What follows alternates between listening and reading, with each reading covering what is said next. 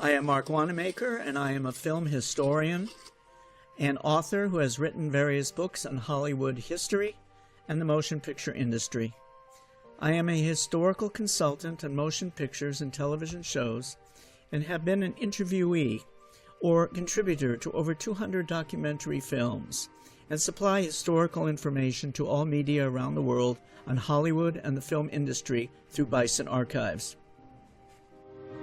We are viewing The Little American, starring Mary Pickford, made in Hollywood in 1917 by Cecil B. DeMille for Artcraft Pictures, a division of Paramount Pictures.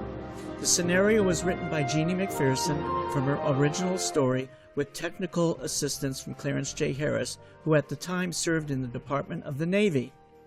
Here we see Jack Holt playing a half-German and half-American young man named Karl von Ostrheim. He is standing outside the family mansion, which is, in reality, Cecil B. DeMille's own home in the hills of Hollywood. In 1914, a new theme had entered the American film industry, the conflict in Europe and the moral dilemma that Americans might see in films from a distance. At first, the American government was neutral, and a stream of films mined the theme of peace. In 1914, Be Neutral was released 2 days before President Wilson's formal declaration of neutrality.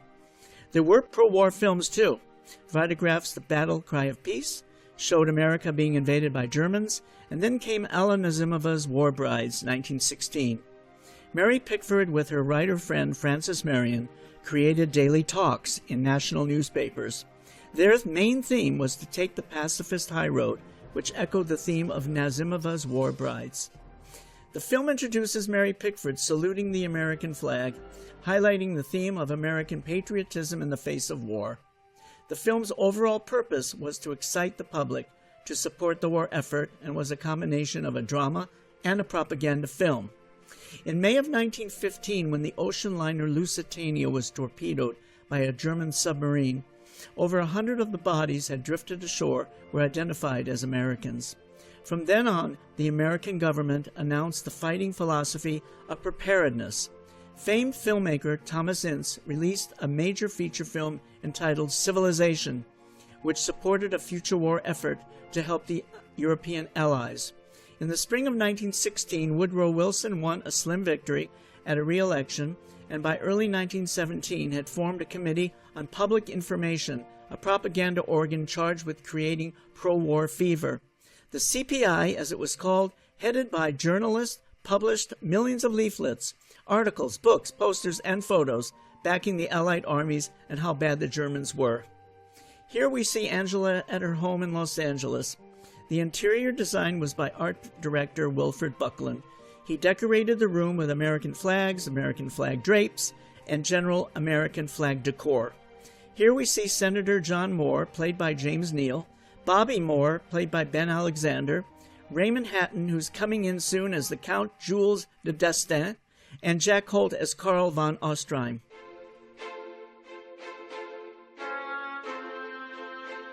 Raymond Hatton, as the Count, was born in 1887 and died in 1971. The son of a physician, Raymond Hatton entered films in 1909, eventually appearing in almost 500 pictures. He continued to appear in DeMille films, but was best known as the tobacco-chewing, rip-snorting Rusty Jocelyn in the popular Western series Three Musketeers. He became a Western character actor and appeared as Johnny Mac Brown's sidekick, and with many other B-Western stars. His last Western was, fittingly, Requiem for a Gunfighter in 1965. Bobby was played by child actor Nicholas Benton Alexander III, who was born in 1911 and died in 1969. Ben started out as a child actor in 1916.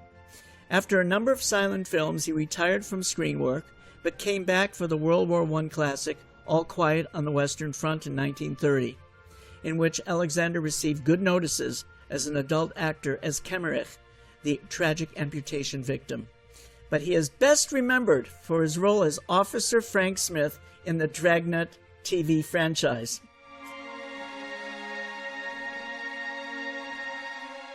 Jack Holt, seen here, as Karl von Ostrheim, was born in 1888 in New York City and died in 1951. While looking for work as a surveyor in San Francisco in 1914, Holt went to Hollywood and began getting bit parts and stunt jobs in many westerns and serials being made there. Holt soon became a frequent supporting player and then a star in serials.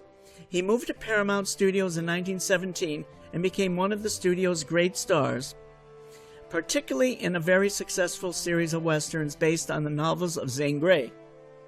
He made a cameo appearance in The Treasure of Sierra Madre in 1948, which starred his son, Tim Holt.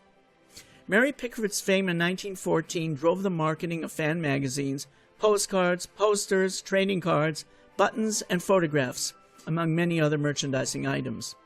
At this time, she was named America's Sweetheart. In December of 1915, with the war just getting worse, Pickford published a column describing the gifts and letters she had received from the war zone and her reaction to them. Shortly thereafter, Pickford's daily talks applauded women's efforts in the war zone. The film was shot at the Lasky Studio, which officially was known as the Famous Players Lasky Studio at 6284 Selma Street at Selma and Vine in Hollywood. The studio was the headquarters of Cecil B. DeMille, one of the founders of the company. Cecil B. DeMille was born in 1881 and died in 1959. DeMille was the master of spectacle and the master of the biblical epic. In 1913, Jesse L. Lasky, Samuel Goldwyn, and DeMille formed the Lasky Feature Play Company, which later evolved into Paramount Pictures. In the next year, they went west to California and produced the successful six-reeler, The Squaw Man, in 1914, which was a very important of historical significance because it was the first feature-length film produced in Hollywood.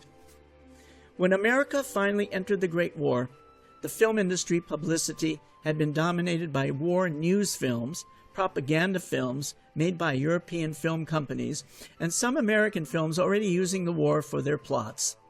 The Little Americans plot tells the story of a young woman who gets caught up in the European conflict. Studio heads Jesse Lasky and Adolf Zukor wanted to make a patriotic film to help the war effort. Producer Lasky wrote a letter to Cecil B. DeMille dated March 5, 1917, that the proposed film, The Little American, should endeavor to arouse a patriotic spirit, the spirit of preparedness with American girlhood and womanhood, end of quote. Pickford was the first perfect star for this film. The Little American's message was to show Americans what they thought was happening on the front. The movie would show German atrocities using America's sweetheart as an eyewitness and a near victim. Pickford's Angela, her character, was a symbol of America itself. Good, kind, and fair. She tries to remain impartial in the face of mounting horrors until German atrocities compel her to join the war. The writers Jeannie McPherson, who was the principal writer for DeMille, Cecil B. DeMille, and Clarence J. Harris, selected a German-American lover for Angela, Carl, played by Jack Holt.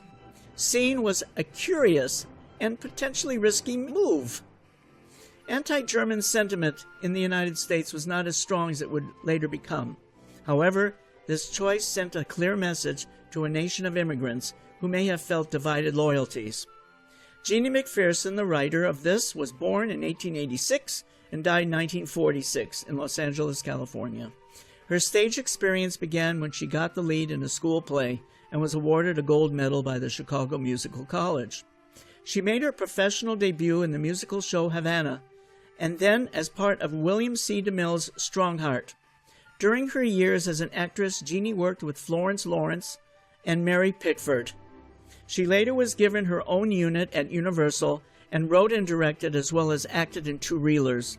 After leaving Universal, she was signed by Cecil B. DeMille as a writer. She also was credited as the principal writer for DeMille from 1915 to 1948. When The Little American began production, Mary Pickford became a symbol of American support for the European war effort. Just imagine the outcry if Mary Pickford had been aboard the Lusitania. What better wartime propaganda than to restage that event with Mary at its center? The film compresses all the anti-German sentiment and xenophobia in America into a tale of spectacular improbability. The film was planned as war clouds thickened, and with DeMille's luck, it was ready to go into production just after America declared war on Germany. When the film was released, Mary Pickford threw herself in helping support for the American Red Cross and all the armed services, becoming the symbol of American resolve. Hence, this secret message that's given to Karl from people in Germany expecting him to return to fight, because it says on that card in German, obey. And if you notice what they're saying, they're mentioning war.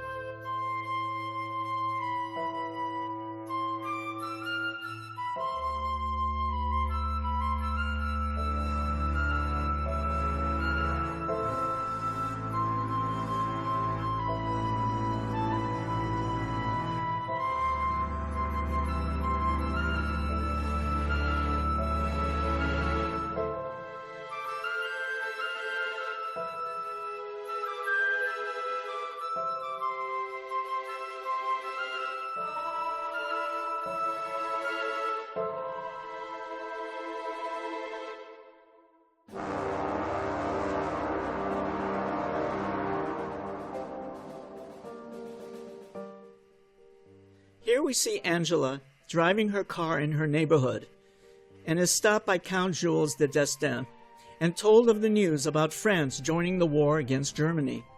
The film location is in the city of Pasadena and shows one of the great mansions behind Angela that dominate the area. Nearby is San Marino, where the famous Huntington Estate and Museum is located. Pasadena and its environs was a popular film location which featured the Busch Gardens estate, where Mary Pickford made several films. Now, Busch Gardens continued as a popular location into the 1920s and 1930s. The Adventures of Robin Hood with Errol Flynn used the Busch Gardens for the archery tournament scenes in 1938, and where scenes from Gone with the Wind were shot in 1939.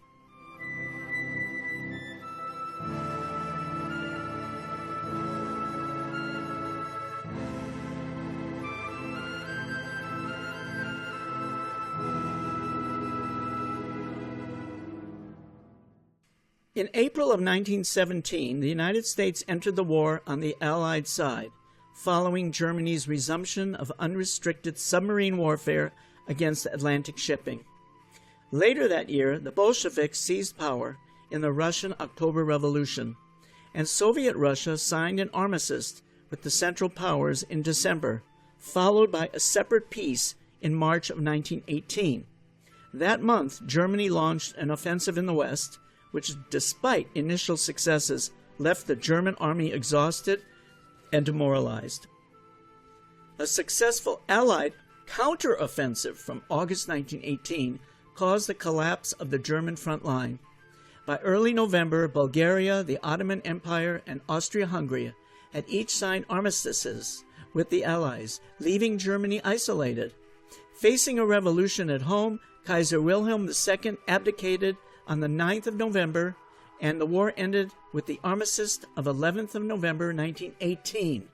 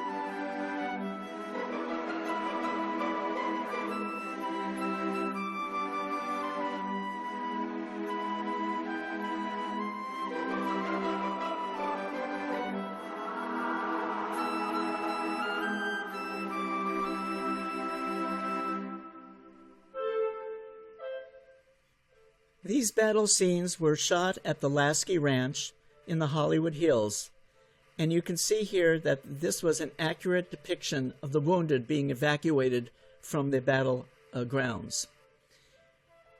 We see here that Count Jules Destin, who we met earlier, Raymond Hatton, is gravely wounded. And according to his battle report tag, that his arm must be amputated. Note here the battlefield Red Cross dog that was used to messenger water, medicine, and other supplies across dangerous battlefield conditions. This was a common practice during the war.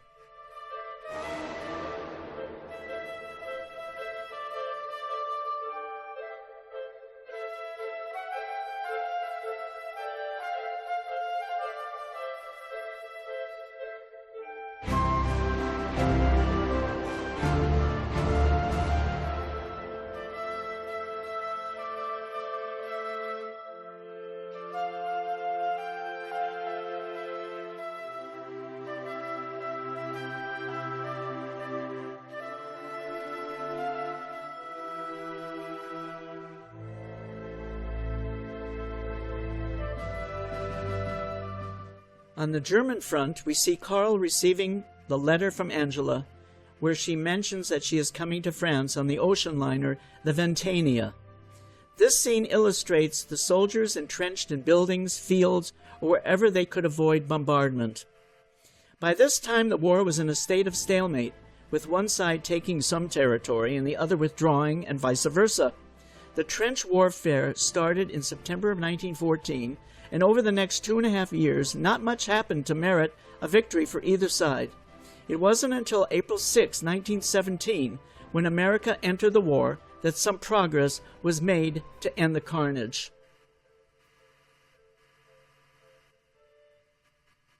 We see Angela wearing a custom U.S. Army uniform as she boards the ocean liner Ventania, as an official Army representative on a mission for the U.S. Department of State. Mary Pickford, in real life, became a mascot for the Department of the Navy, Army, and Air Corps, and she had custom uniforms made at the studio when she appeared during and after the war, raising money and morale for the war effort. She wore this uniform in many still photographs with real Army and Navy representatives.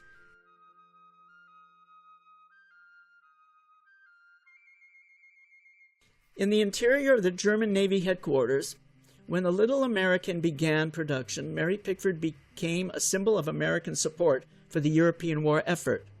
Just imagine the outcry if Mary Pickford had been aboard the Lusitania. What better wartime propaganda than to restage the event with Mary at its center? The film was ready to go into production just after America declared war on Germany. And in this scene was critical. This is the orders to sink any of the shipping. The ocean liner Veritania is docked at San Pedro Harbor and doubled as the Lusitania. The Lusitania was a British ocean liner that was torpedoed by a German U-boat on May 7, 1915, off the southern coast of Ireland. The ship sank in less than 20 minutes, killing 1,198 people, including 128 U.S. citizens. The sinking contributed indirectly to the entry of the United States into World War I. The sinking led to a wave of indignation in the United States. A recreation of this German U-boat at the Lasky studio was designed and built by Lasky Art Department, headed by Wilfred Buckland, with use of the Lasky Research Library in the planning and construction. Angela's gown that you see here was designed by costume designer Lady Duff Gordon. Lady Gordon designed all the gowns worn by the women in the film. The Lasky Wardrobe Department dressed the entire cast. Lady Duff Gordon was born in 1863 in London, England, and died in 1935. Gordon was a top fashion designer with a clientele of royalty, socialites, and entertainment celebrities. Her firm, Lucille Limited, flourished from the turn of the century into the 20s, when she costumed the operetta The Merry Widow on the London stage in 1907, the Ziegfeld Follies Revues from 1915 to 1921 on Broadway, and such early silent films as The Perils of Pauline in 1914, and for D.W. Griffith in Way Down East in 1920. Interestingly, she was the sister of novelist-screenwriter Eleanor Glynn. And get this, Lady Duff Gordon was a survivor of the real Titanic disaster in 1912. In preparation for the sinking of the Veritania as the Lusitania, art director Wilfred Buckland was building the complicated hydraulic sets needed to sink a ship.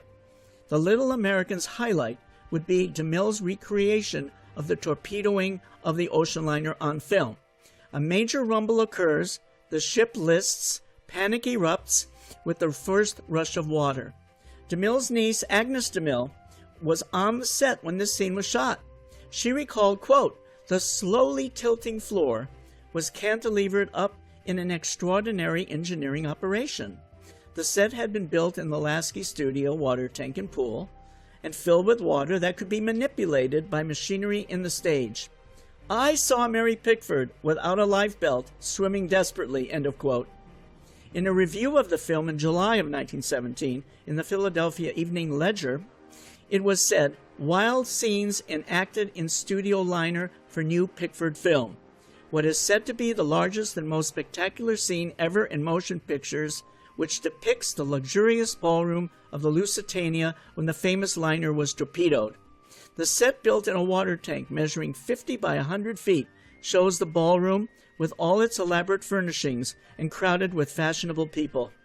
At the command of Cecil B. DeMille, 10 cameramen began to grind their cameras. A large orchestra began to play, and soon Mary Pickford could be seen in the middle of the festivities. Shortly thereafter, an explosion rocks the set, and immediately one side of the entire floor began to sink into gushing water. Waist-high waters started floating all the furniture, with the extras splashing around in panic. After the scene was shot and finished, the floor rose above the waterline, and the extras, including Mary Pickford, could leave the set to dry off. The film's dramatic centerpiece was this recreation of the sinking of the Lusitania, which was shot on this tilting set. With the frantic survivors, they had to shoot these scenes in the San Pedro Harbor. The survivors could be illuminated only by searchlights. So DeMille wrote about that scene. For the scene of the sinking of the Lusitania, we built almost an entire deck of an ocean liner and mechanically tipped it so that the passengers were seen actually slipping into the water. It pained Mary Pickford to wear a $400 dress, splashing around in the waters of San Pedro Harbor. I think the ruination of that dress pained her more than the immersion in the chilly waters, DeMille said.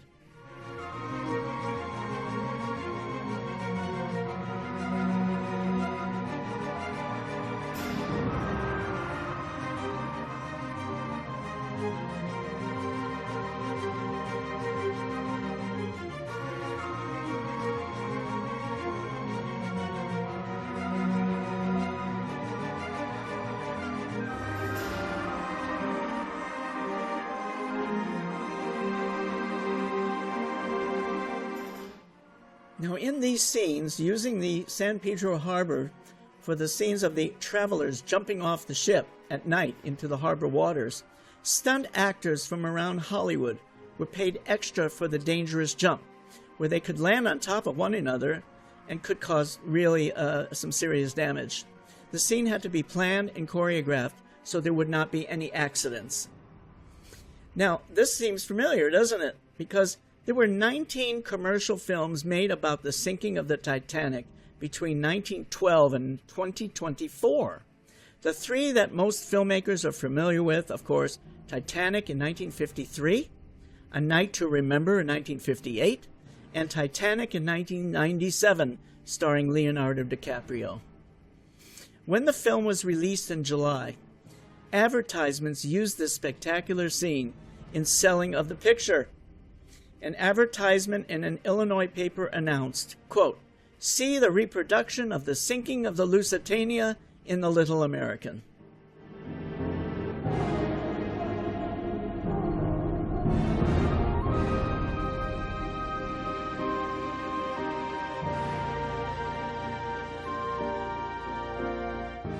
Now, Mary Pickford is actually in a life jacket in the water, and she will be seen being pulled up onto this this pontoon kind of platform. And this is where DeMille was watching her carefully, wearing that $400 dress, and you'll see her being pulled up into safety. There, she's being pulled up. That's Mary Pickford herself, not a stunt actress.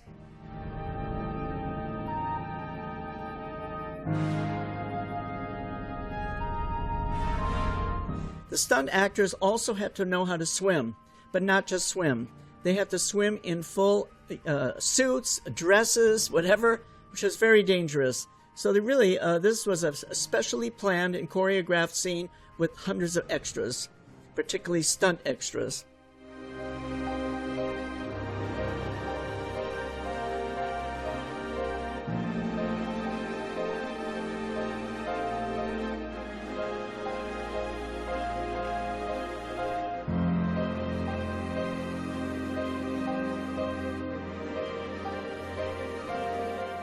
In this scene here, Angela addresses the captain of the U-boat and yells at him, "I'm an American!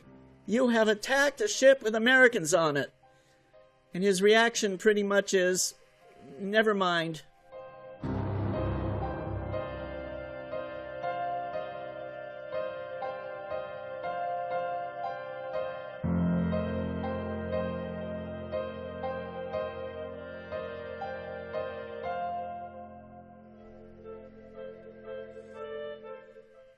Back on the front, Carl and his artillery units celebrate the news of the sinking of the Veritania. Carl's commanding officer, center, is Walter Long. Born in 1879 and dying in 1952, he became a long-time character actor. Early in his career, Walter Long was married to Lorraine Huntley, an actress for D.W. Griffith's stock company. Huntley and Long performed together in several of Griffith's films, including Traffic in Souls in 1913 and Intolerance, 1916. Despite his mean, tough guy appearance on film, he was reported to be one of the warmest, nicest people in the business. He is now best remembered as a scowling comic villain in several Stan Laurel and Oliver Hardy films. Overall, Long distinguished himself in over 200 feature films from 1910 to 1950.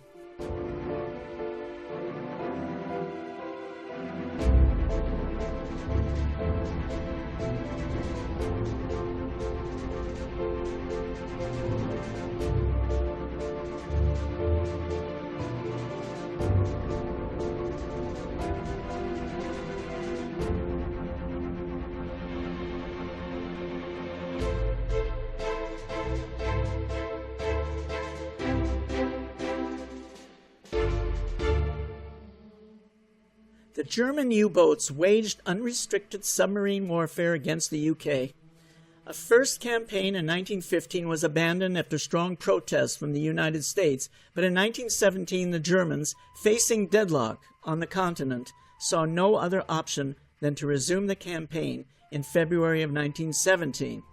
The renewed campaign failed to achieve its goal, mainly because of the introduction of convoys. Instead, the campaign ensured final defeat, as the campaign was a contributing factor to the entry of the U.S. in the First World War. These water scenes you see here with Mary on the fishing boat were shot near the San Pedro breakwater in the San Pedro harbor. Within the harbor was an ocean liner that was rented for the embarking and deck scenes, and also the scenes you saw of a facade of an ocean liner where the stunt actors were jumping into the waters. The French village of Vangy sets were built on the back lot of the Lasky Studio on Sunset Boulevard and Argyle Street in central Hollywood. The main studio lot at Sunset, Vine, Selma, and Argyle Street was established when the Lasky Company came to Hollywood in 1913, where they filmed their first film, The Squaw Man, directed by Cecil B. DeMille. Now you see all the horses here. All these were used in the film. They came from the many stables in the San Fernando Valley that supplied the demand of all the studios, large and small, who were producing Western films. The bread and butter revenue these films were drawing into the theaters. At this time, the Western producers created an industry within an industry, with studio ranches, actors, directors, editors, writers, and many others all working in Western films.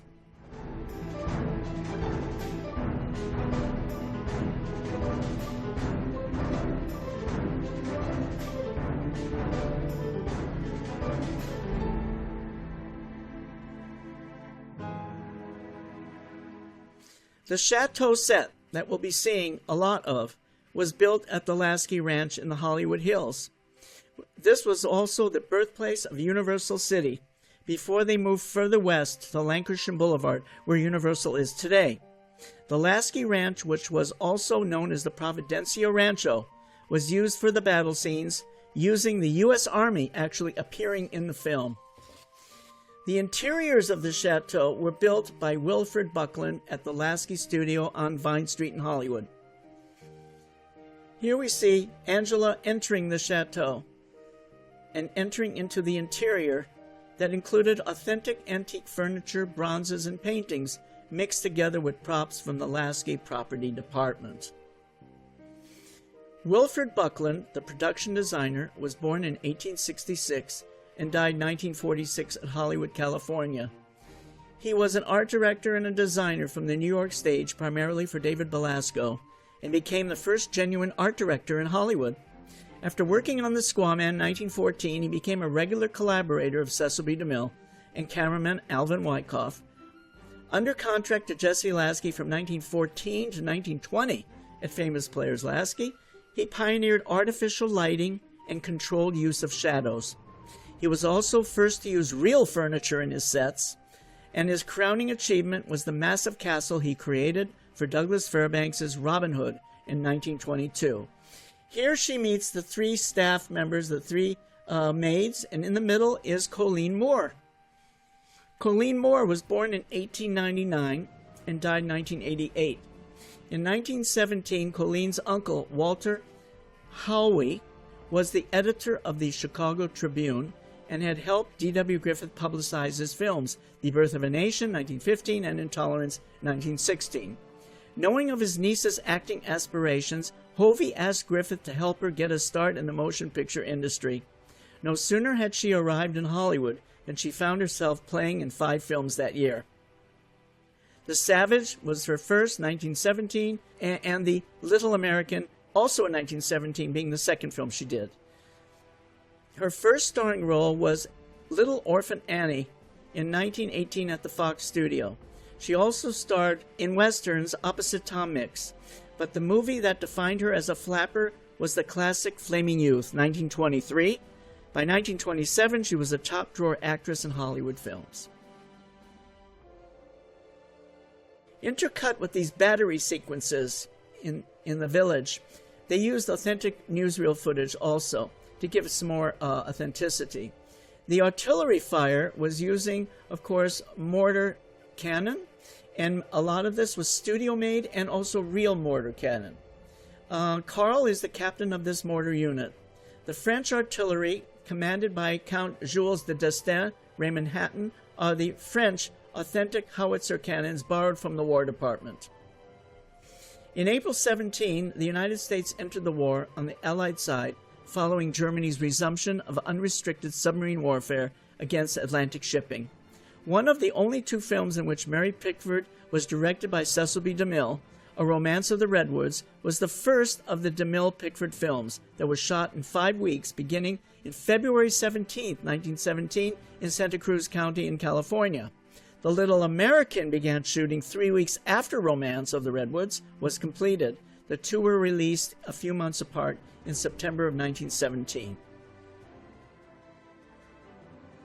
The French wounded soldiers, seen here being brought into the ambulance, are brought to the chateau during this French retreat.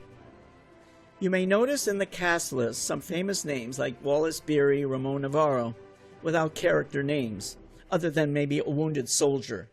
You never actually see these actors, but they are known to have been in the film because it was written about, including in DeMille's autobiography.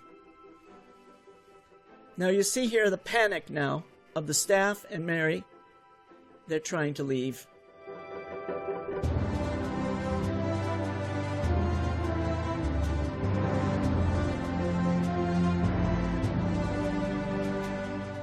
Angela here is asked by the commander if they could, of course, put the wounded soldiers in the chateau, and she says yes.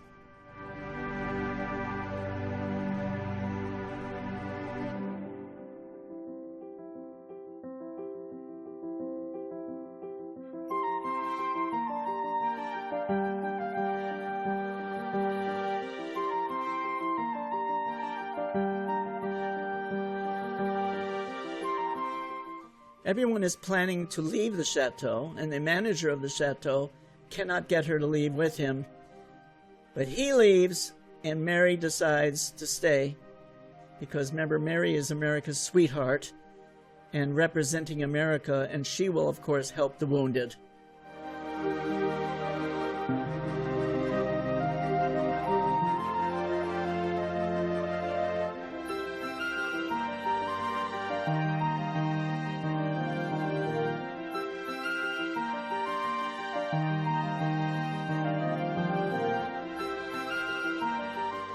Mary says she's going to stay and convinces the 3 maids to stay with her.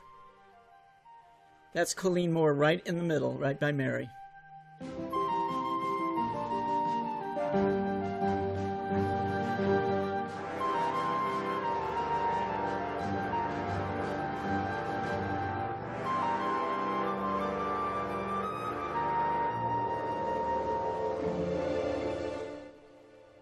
In the town of Vangy, where the Germans are now going to occupy, the Lasky studio prop department had to prepare for a major film with thousands of props that had to be ready within 1 month. From uniforms of French and German soldiers to banners and streamers and cannons, the research department had to prepare the research for the art and prop departments with the acquisition of saddles for horses, long French bread for peasants to give to soldiers, autos and ambulances with military and civil paint jobs with numbering, and, of course, officers must have wristwatches, cigarettes, and French settings all decorated with authentic interiors.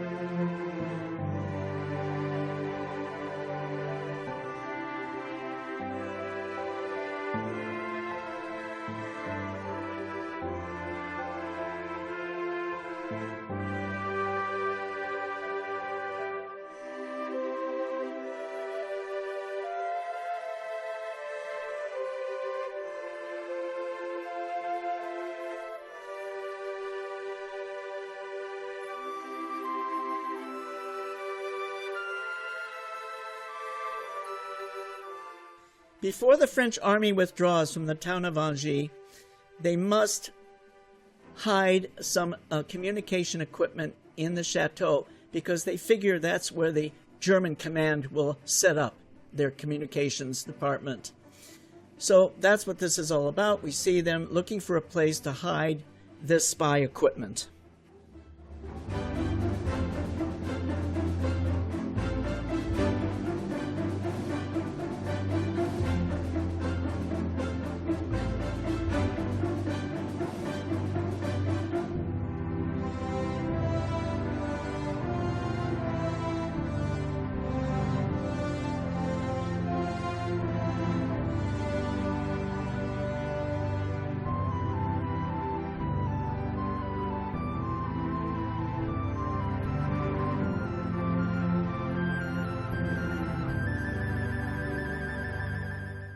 The Count introduces the spy that will pose as a butler, but if something happens to him, he's saying to her that she must continue to give the instructions to the, of course, the batteries, the French batteries. and she accepts.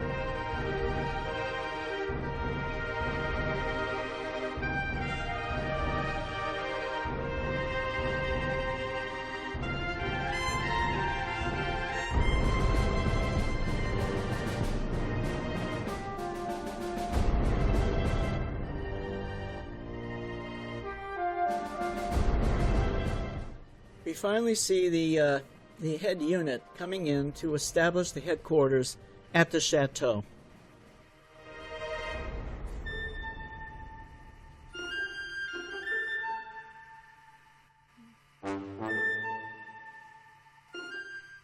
The lighting in these various interior scenes creates this dark mood that cinematographer Alvin Wyckoff was known for.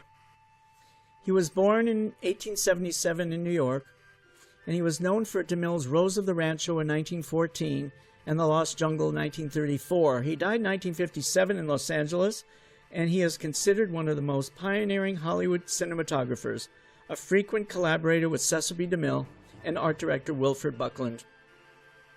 He later became under contract to the Paramount Studios between 1914 to 1926.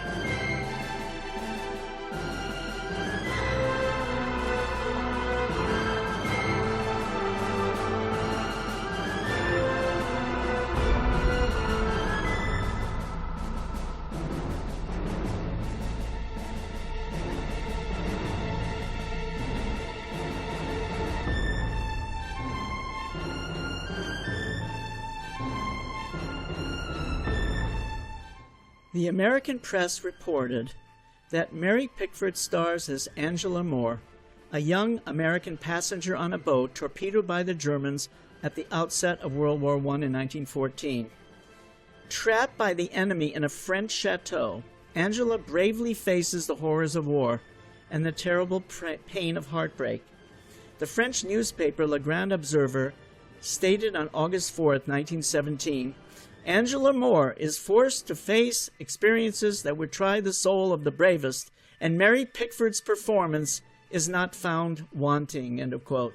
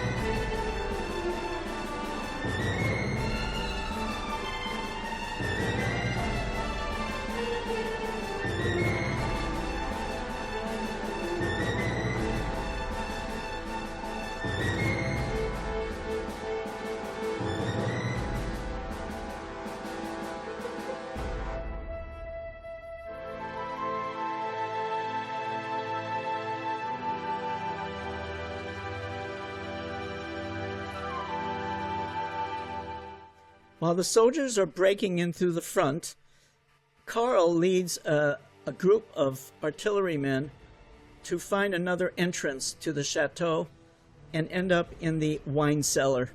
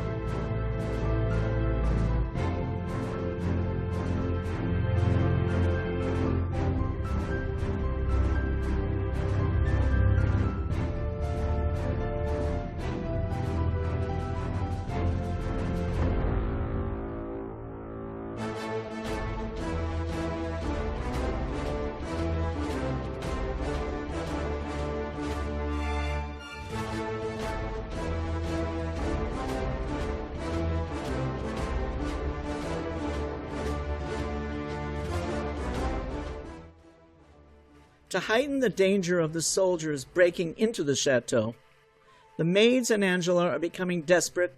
They might be raped and killed by the marauding soldiers. Propaganda films like this were using the violence of war to horrify the audiences of German brutality. Angela faces off with the German troops, hoping that being an American will calm them down. But she finds herself humiliated and threatened by the soldiers anyway. So here we see Angela holding up the American flag in the hope that the soldiers will leave her alone. These scenes in the chateau by the German troops wrecking the chateau and threatening the staff were to make audiences angry. The producers hope to use these scenes by Allied propaganda as a recruiting tool.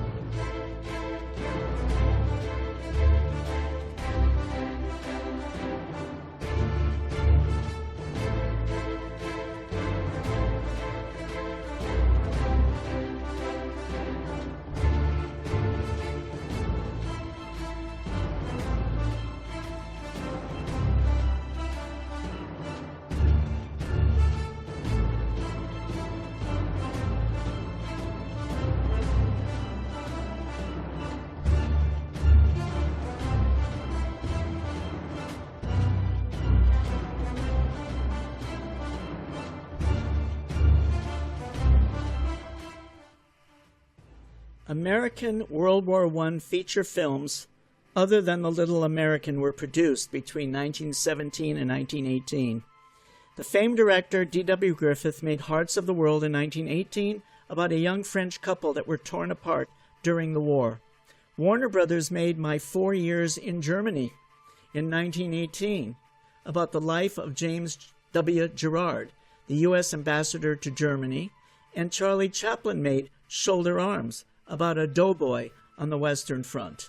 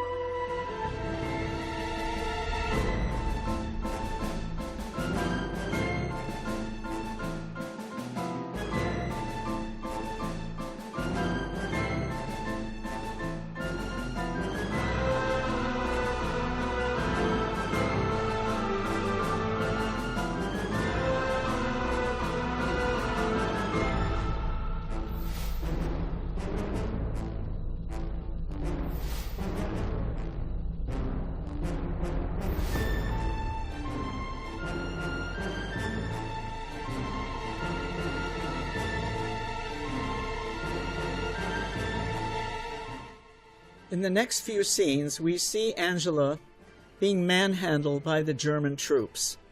This, of course, is manhandling America's sweetheart.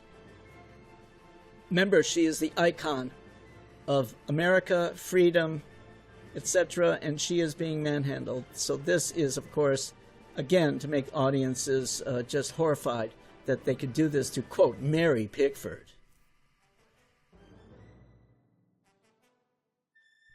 Coming in is the German colonel. It is Hobart Bosworth. Bosworth was born in 1867 and died in 1943. Bosworth was a pioneering movie director, writer, producer, and actor. He became a stage star in the late 19th century, and by 1909 signed up with the Selig Polyscope Company of Chicago, the first film studio in Los Angeles. In 1913, he formed his own company, building a Los Angeles studio on North Occidental Boulevard, where it still exists today. Subsequently, Bosworth Inc. was absorbed by Paramount in 1916. Bosworth signed with Universal as an independent producer and made several features there. Altogether, Hobart Bosworth acted in over 250 movies from 1909 to 1942.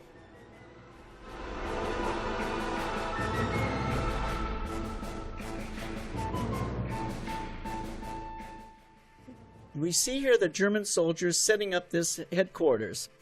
And the property department, of course, supplied all this real communication equipment, all research in the Lasky Research Library, and of course the antique furniture and decoration. But for these scenes, replicas were used to be destroyed or damaged. In the history of war and revolution, it was customary for warring groups to destroy art and precious artworks or loot them to be resold.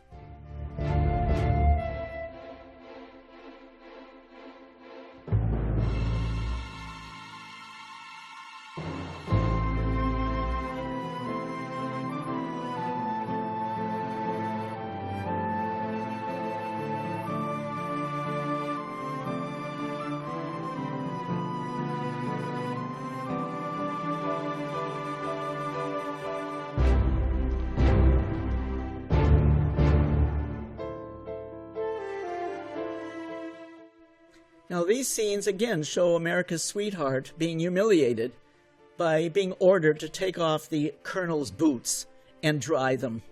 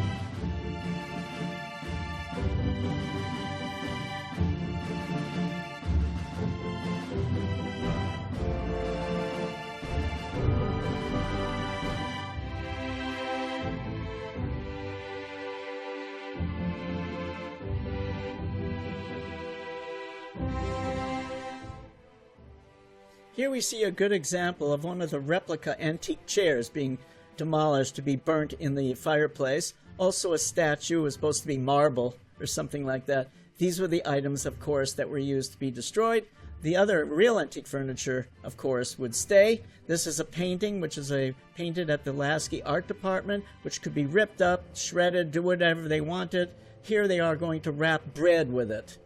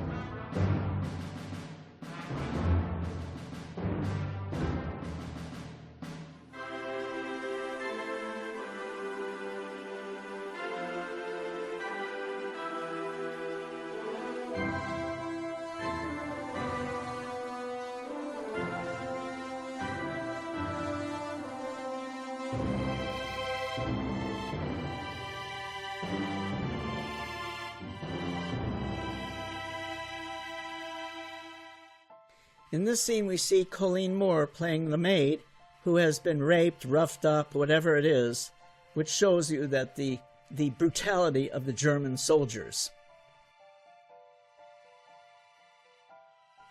And in this scene here, Carl is escorting Angela to her room, and watch now his melodramatic acting. This was done to accent for the audience's melodrama, meaning that it's just to get people excited and also to be kind of to get people angry about how the innocent was treated. So you'll look at his movements,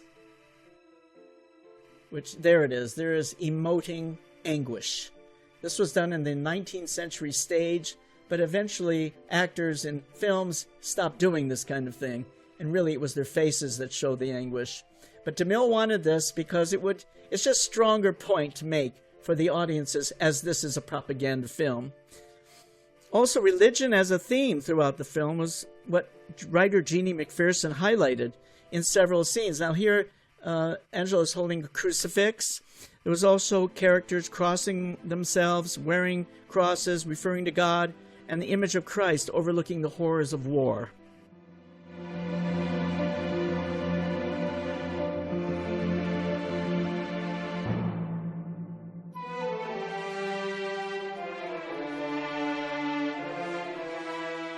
By the time the film was released, America was in the war. The film stood out as a propaganda film to encourage Americans to enlist in the war effort. In order to make a strong point about German atrocities, the colonel orders the execution of the villagers, which amped up audience anger at injustice. DeMille's crafting this propaganda effect by carefully calculating many details of the production by designing the titles to attract storms of applause in the theaters.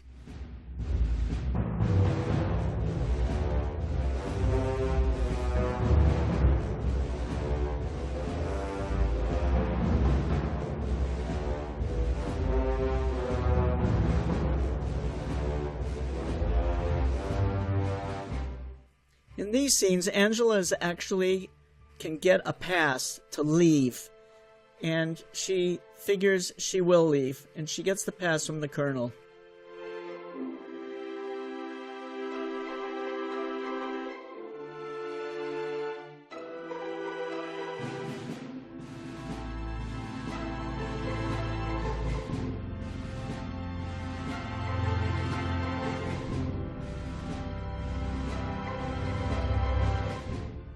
But on her way out, she sees the reality of war and realizes that the villagers are going to be executed and she can't do anything about it.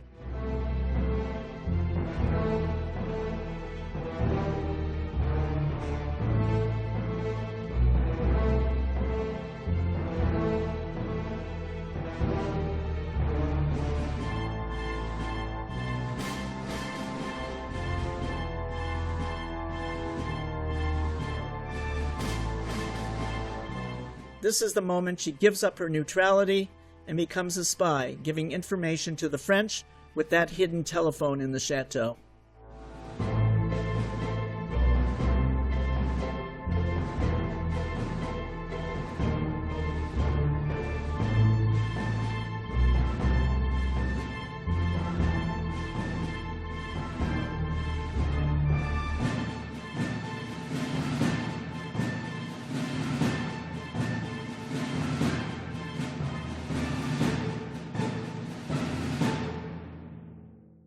The battlefield scenes of the batteries and all were all shot at the Lasky Ranch, with the U.S. Army equipment and personnel appearing in the film for authenticity.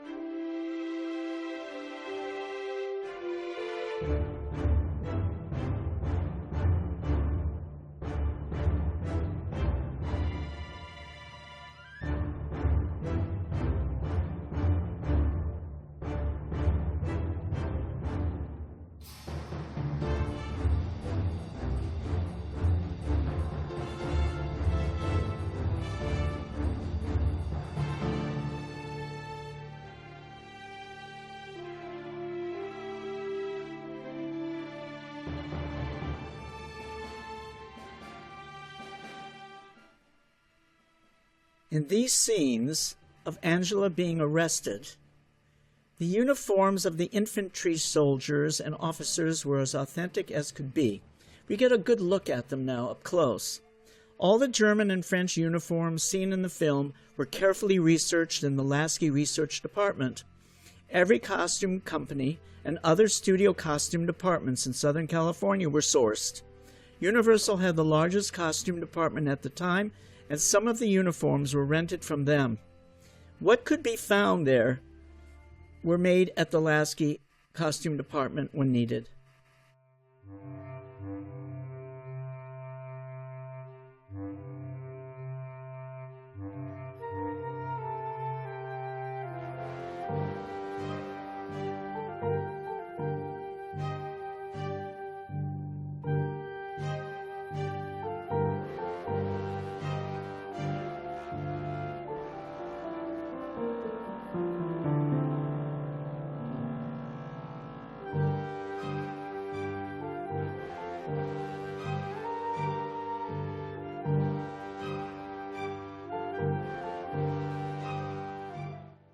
We see Angela meeting with everyone at this court-martial.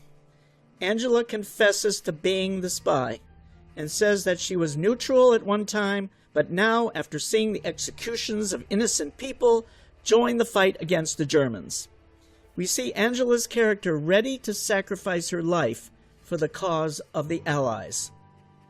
Writer Jeannie McPherson received a letter from Lieutenant J. Douglas of the Louisiana Cavalry. Quote, "We have placed a recruiting officer outside of the theater where the Little American is being shown, and grab any young men who come out after seeing the wonderful play.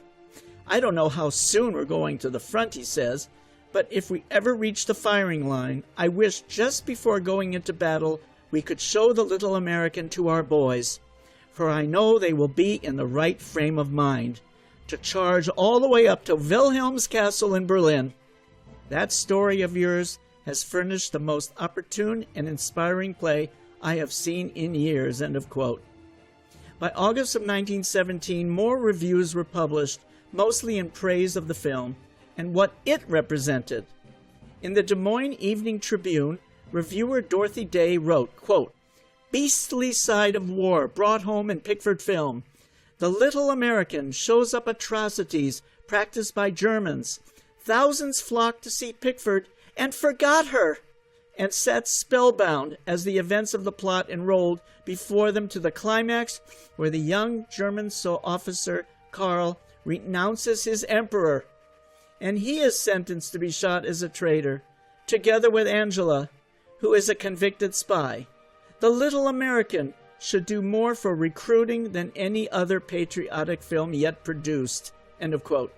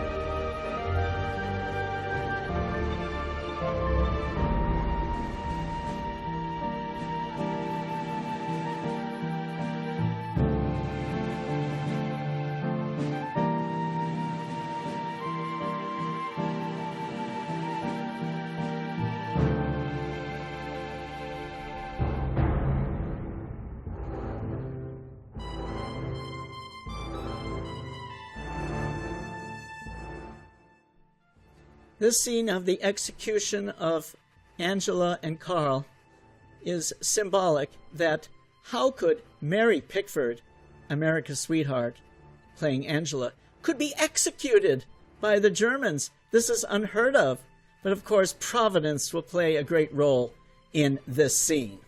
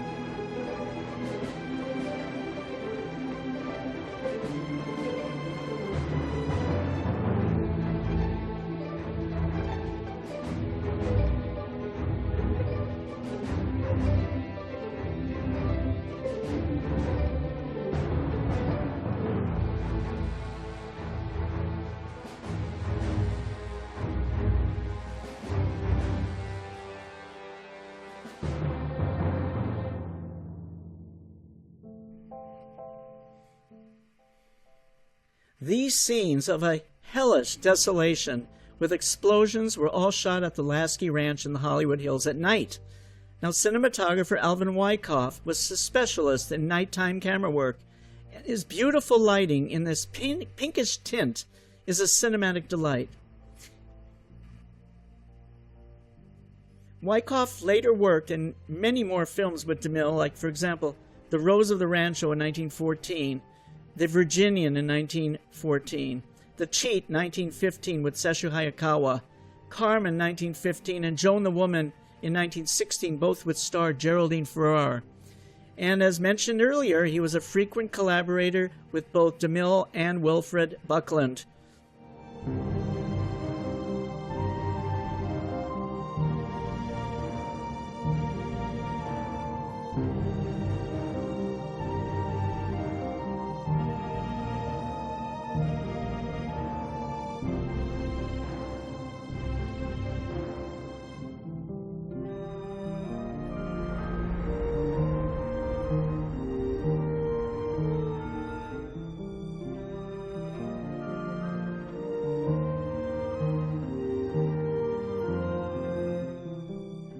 This scene of the couple taking shelter under the statue of Jesus Christ in a bombed-out church highlighted the religious aspects underlying the moral issues of the film. Sometime in July of 1917, only 2.5 months since the United States entered the war, the Chicago Board of Censors initially blocked exhibition of the film, calling it anti-German and suggesting that showing it could cause a riot. Artcraft challenged the Board of State Court, and after a jury trial and several appeals, the film was finally shown in Chicago. In May of 1917, a month before The Little American opened, Pickford made news by participating in the government's first Liberty Loan Drive, purchasing $100,000 worth of bonds. Mary said that, quote, "Considering that thousands of our boys will give their lives for their country, surely the least we can do is to furnish them with food, clothing, and ammunition. I myself am placing all my available cash in the Liberty Loan," quote. From then on, Mary Pickford appeared alongside her friends Charlie Chaplin, Douglas Fairbanks, and others to raise morale on the home front and obtain funds for the Red Cross. The Little American was one of these first films to seriously deal with American involvement in the conflict.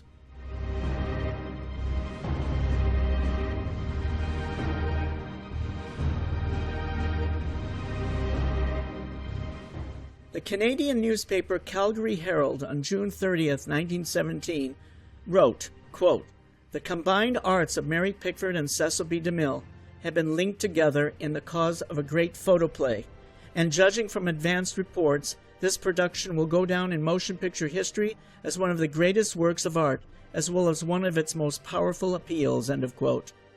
It was announced in the press of October of 1917 that movie stars to be seen in Liberty Loan pictures, quote, "A special series of 500-foot Liberty Loan subjects have been produced with the most famous array of American male and female stars ever seen in a single production, and this kind of publicity promotes to do much for selling bonds."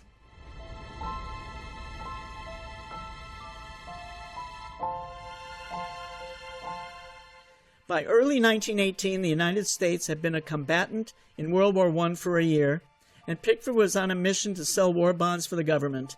As the nation's favorite movie star, she was central to the motion picture industry's efforts to support the war and lift morale on the home front through speeches, fundraising, appeals, propaganda films. Her tireless efforts on behalf of the war would transform her from a film star to national symbol, representing not just the ideal woman, but America itself. By 1914, when the European War began, she had starred in two of the year's biggest blockbusters, Hearts Adrift and Tess of the Storm Country.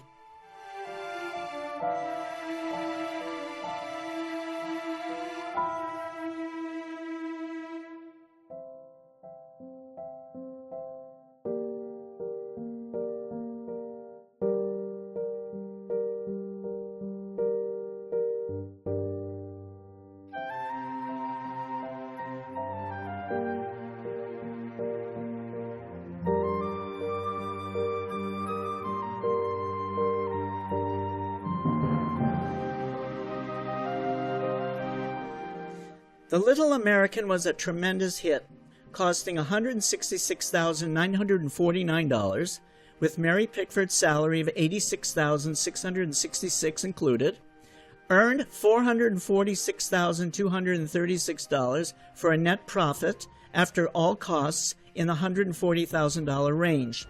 Artcraft Pictures was a sub-distributor under Paramount Pictures that handled key films from key filmmakers at increased rental prices. At the Clunes Auditorium in Los Angeles, it was reported in the Los Angeles Evening Express on July 14th that Mary Pickford would make a personal appearance at the opening of The Little American. In a graceful speech she made at the auditorium, she paid tribute to California in return to the ovation given to her by the thousands of theater goers. The Little American was heralded by the Chicago Tribune on September 8, 1917. Quote, Mary Pickford's latest production, pronounced by many one of the most remarkable pictures that has appeared in months. The picture is directed by Cecil B. DeMille and is without a doubt a masterpiece of direction, acting, and photography.